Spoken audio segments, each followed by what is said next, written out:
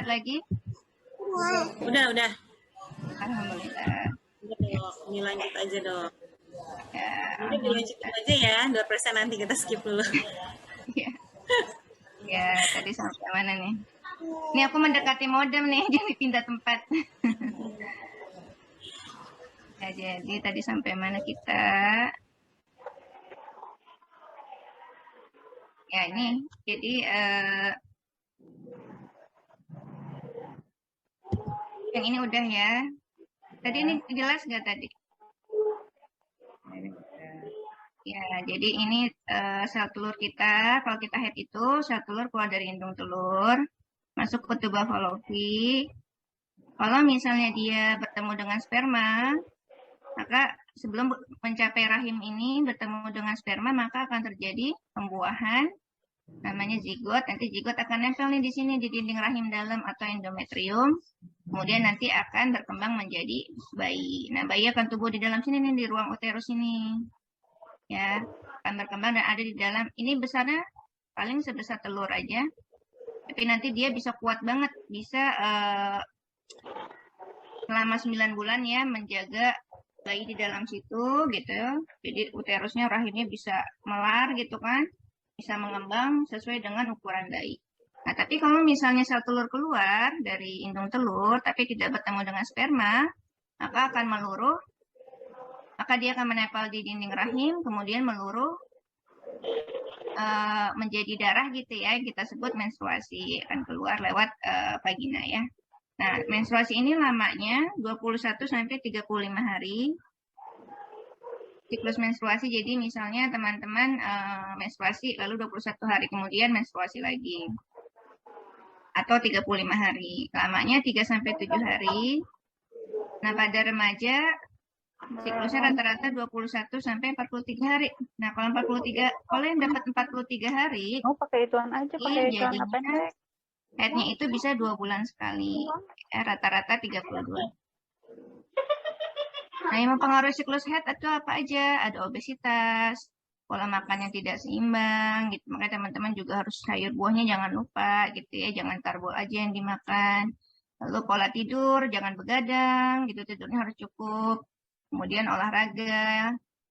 Ya, kemudian juga yang mempengaruhi siklus head adanya penyakit metabolik endokrin seperti hipertensi, diabetes, atau misalnya hipertiroid, hipotiroid, penyakit autoimun. Ini juga bisa membuat siklus head menjadi terganggu. Nah, di sini kita lihat gambarnya. Hari ke-1 sampai hari ke-6 ini adalah waktunya darah meluruh ya dari endometrium atau dinding rahim dalam meluruh, ini menjadi menstruasi. Lalu kemudian ini fase berikutnya adalah mulai lagi fase untuk persiapan menstruasi yang berikutnya lagi. Ya. Nah, ketika head ini bagaimana? Kita harus menggunakan celana dalam yang nyaman ya, yang dia itu menyerap keringat, mengganti pembalut tiap 2-4 jam, minum air yang cukup 2-2,5 liter. Jadi jangan sampai kita dehidrasi karena kan lagi ada keluar darah. Jadi minumnya harus cukup, lalu buang air kecilnya 4-5 jam sekali. Kemudian beristinja, jadi bersihinnya itu yang baik gitu ya. Kalau misalnya kita cebok pakai tangan kiri, terus juga kalau misalnya kita buang misalnya kita buang BAB gitu ya misalnya ya, itu arahnya jangan dari belakang ke depan, tapi dari depan ke belakang. Jadi biar kotoran dari belakang nggak masuk ke depannya. Nah, kemudian jika sedang berpergian, sedang safar atau berada di sekolah, bawa pembalut, bawa plastik untuk buat buang pembalut yang kotornya, bawa celana dalam cadangan gitu ya. Karena kalian sekarang udah puber, sudah tiba-tiba menstruasi gitu ya. Jadi kalau udah ada, oh ini perkiraan saya waktunya mau mens, saya siap-siap deh bawa pembalut gitu kan, celana dalam, plastik. Nah, ketika pubertas sudah bisa, di mana fase akhir dari pubertas adalah menstruasi, di mana sudah diproduksi sel telur, kemudian sel telur jika bertemu sperma itu bisa terjadi pembuahan dan menjadi janin yang akan berkembang menjadi bayi, maka teman-teman ketika puber itu sudah bisa hamil gitu. Jadi perempuan yang sudah haid sudah bisa hamil walaupun siklus haidnya tidak teratur. Jadi kita harus benar-benar jaga diri karena sekarang kita sudah memasuki masa dewasa di mana tubuh kita itu sudah siap untuk bisa hamil. Jadi harus menjaga pergaulan terhadap teman-teman yang lawan jenis. Nah, tanda fisik remaja. Nah, dari tadi ngomongnya putri terus ya, sekarang waktunya remaja pria nih. Nah, kalau pria bagaimana tanda fisik pubertasnya? Adanya meningkatnya volume testis. Testis di sini buah jakar. Jadi, volume dari buah jakarnya meningkat. Adanya pertumbuhan rambut di pubis dan di ketiak. Dan pertambahan tinggi badannya lebih banyak dari yang putri. Jadi kalau misalnya putri 20-25, kalau putra itu bisa 25-30. Lalu tahap akhir dari pubertas ini adalah mimpi basah, yaitu spermatogenesis, proses pembentukan sel sperma di dalam testis.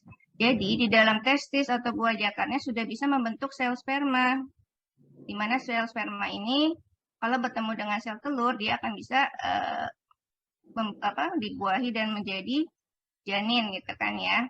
Nah, ketika misalnya sudah bisa membuat sperma di dalam testisnya, maka akan terjadi mimpi basah, yaitu adalah ejakulasi atau keluarnya cairan semen atau sperma dari penis pada saat sedang tidur gitu. Walaupun teman-teman nggak ngapa-ngapain, cuma tidur aja, cuma pas bangun-bangun, kok celana ada cairan di celana dalam gitu kan. Itu adalah mimpi basah yang terjadi karena teman-teman sudah pubertas gitu ya, sudah bisa memproduksi sel sperma dari testisnya. Berarti teman-teman sudah akil balik. Kalau sudah akil balik berarti sudah punya kewajiban terhadap ibadah-ibadah.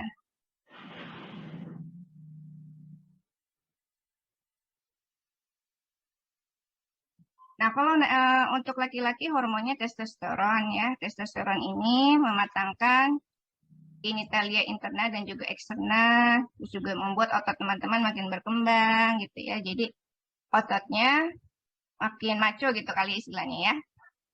Lalu ada pertumbuhan linear dari tinggi badannya meningkat, suaranya juga menjadi lebih berat gitu, jadi serak-serak banjir ya. Jadi suaranya lebih berwibawa gitu lah ya. Lalu ada pertumbuhan rambut ya kan di ketiak, di pubis, di area kelamin. Lalu ada perangsangan dari kelenjar sebasial, jadi produksi keringatnya juga bisa tambah banyak gitu kan. Terus kelenjar minyaknya juga lebih banyak, jadi bisa jerawatan gitu kan. Jerawatnya jadi lebih banyak. Tingkah laku maskulin. Jadi teman-teman yang tadinya misalnya anak kecil gitu ya, tiba-tiba jadi lebih maco. Lebih kelihatannya beda lah ya, karena sudah memasuki masa peralihan mau ke dewasa. Nah, kalau pada pria, kan normalnya 9-14 tahun untuk masa pubertasnya. Jadi kalau misalnya sebelum 9 tahun sudah ada pertumbuhan rambut di pubisnya atau di kemaluannya dan di ketiaknya, dan sudah ada pembesaran dari volume testisnya gitu kan ya sebelum 9 tahun, berarti itu pubertas precox. Jadi pubertas yang terlalu dini ya. Ataupun misalnya sudah berusia 14 tahun gitu, tapi belum ada peningkatan dari volume testisnya, berarti pubertasnya terlambat.